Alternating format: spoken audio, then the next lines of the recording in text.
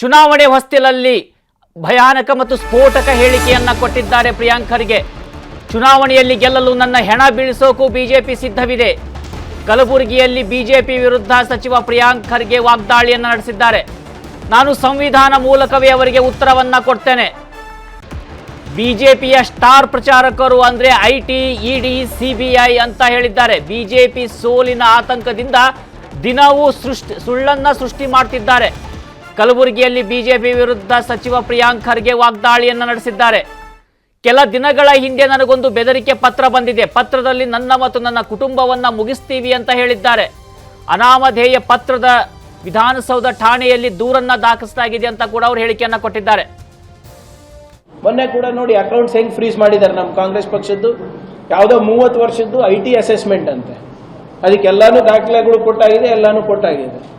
ಈಗ accounts freeze ಮಾಡಿಬಿಟ್ಟು ತೊಂದರೆ ಕೊಡೋದು, ಫ್ರೀ ಆ್ಯಂಡ್ ಫೇರ್ ಎಲೆಕ್ಷನ್ ಅಂತ. ಈಗ ಅವರು ಸ್ಟಾರ್ ಪ್ರಚಾರಕ್ಕೆ ಐಟಿ, ಇಡಿ, ನಾನು ಅದ್ರ ಬಗ್ಗೆ ಯಾರಿಗೂ ಸಂಶಯ ಇರೋದು ಬೇಡ. Star campaigners for BJP are IT, ED, CBI and now election commission.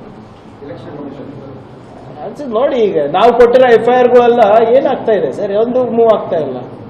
ಬಿಜೆಪಿಯವರ ಮನುವಾದಿಗಳಿದಾರಲ್ಲ, ಮತ್ತೆ ಸಂಘಟನೆಯ ಮನುವಾದಿಗಳಿದಾರಲ್ವ, ನೇರವಾಗಿ ನನಗೆ ಜೀವದ ಬೆದರಿಕೆ ಹಾಕಿದ್ದಾರೆ. ಆ ಲೆಟರ್ ಎಷ್ಟು ಅಸಹ್ಯ ಇದೆ ಅಂದ್ರೆ,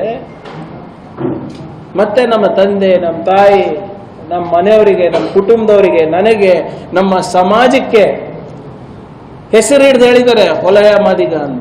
ನೀವೆಲ್ಲರೂ ಸುಮ್ಮನಿರ್ಲಿಲ್ಲ ಅಂದ್ರೆ ನಿನಗೆ ಎನ್ಕೌಂಟರ್ ಮಾಡ್ತೀರಿ ಅಂತ ಹೇಳಿದರು. ಚಾಮರಾಜನಗರದಲ್ಲಿ ಸಚಿವ ಮಹದೇವಪ್ಪ ಫುಲ್ ಆಕ್ಟಿವ್ ಆಗಿದ್ದಾರೆ. ಮಹದೇವಪ್ಪ ಪುತ್ರ ಸುನಿಲ್ ಬೋಸ್ಗೆ ಕಾಂಗ್ರೆಸ್ ಟಿಕೆಟ್ ಖಚಿತ ಹಿನ್ನೆಲೆಯಲ್ಲಿ ಪುತ್ರನ ಗೆಲುವಿಗಾಗಿ ಮಹದೇವಪ್ಪ ಟೊಂಕ ಕಟ್ಟಿ ನಿಂತಿದ್ದಾರೆ. ಇಂದು ಹನೂರು ವಿಧಾನಸಭಾ ಕ್ಷೇತ್ರದ ಕಾರ್ಯಕರ್ತರೊಂದಿಗೆ ಹೈ ವೋಲ್ಟೇಜ್ ಸಭೆಯನ್ನು ಅವರು ನಡೆಸಿದ್ದಾರೆ. ಕಾರ್ಯಕರ್ತರ ಸಭೆಯಲ್ಲಿ ಚಾಮರಾಜನಗರ ಉಸ್ತುವಾರಿ ಸಚಿವ ಕೆ ವೆಂಕಟೇಶ್, ಸಿಎಂ ಸಿದ್ದರಾಮಯ್ಯ ಪುತ್ರ ಯತೀಂದ್ರ ಸಿದ್ದರಾಮಯ್ಯ, ಶಾಸಕ AR ಕೃಷ್ಣಮೂರ್ತಿ, ಮಾಜಿ ಶಾಸಕ ನರೇಂದ್ರ ಕೂಡ ಭಾಗಿಯಾಗಿದ್ರು. ದೆಹಲಿ ಅಬಕಾರಿ ನೀತಿ ಹಗರಣದಲ್ಲಿ ಇಡಿ ಬಂಧನಕ್ಕೆ ಒಳಗಾಗಿರುವ ದೆಹಲಿ ಸಿಎಂ ಕೇಜ್ರಿವಾಲ್ ಅವರ ವಿಚಾರಣೆ ದೆಹಲಿಯ ರೋಸ್ ಅವೆನ್ಯೂ ಕೋರ್ಟ್ನಲ್ಲಿ ಇವತ್ತು ನಡೆದಿದೆ. ನನ್ನನ್ನು ಅರೆಸ್ಟ್ ಮಾಡಲಾಗಿದೆ, ಆದರೆ ಯಾವುದೇ ನ್ಯಾಯಾಲಯದಲ್ಲೂ ನನ್ನನ್ನು ಅಪರಾಧಿ ಅಂತ ಘೋಷಣೆ ಮಾಡಿಲ್ಲ.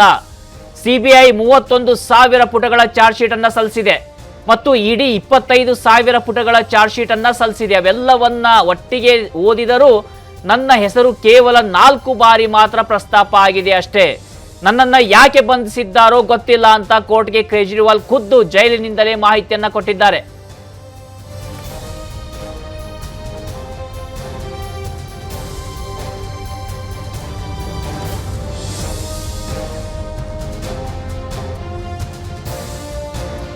ಕನ್ನಡಿಗರ ಮೆಚ್ಚಿನ ನಿಮ್ಮ ನ್ಯೂಸ್ 18 ಕನ್ನಡ ಈಗ ವಾಟ್ಸ್ಆಪ್ನಲ್ಲಿಯೂ ಲಭ್ಯ.